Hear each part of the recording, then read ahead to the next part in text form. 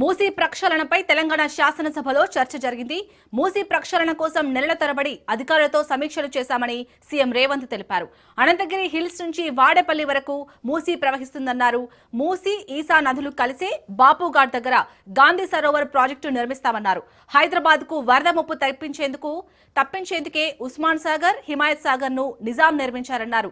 మూసీ ప్రక్షాళన చేస్తామంటే తమపై విమర్శలు చేస్తున్నారని మండిపడ్డారు. సబర్మతి ప్రాజెక్టులో 60,000 కుటుంబాలను తరలించారని, యూపీలో గంగానది ప్రక్షాళనతో వేల మందిని తరలించారని తెలిపారు. మూసీని ప్రక్షాళన చేస్తామంటే ప్రతిపక్షాలకు అంత కడుపు మంట ఎందుకని ప్రశ్నించారు.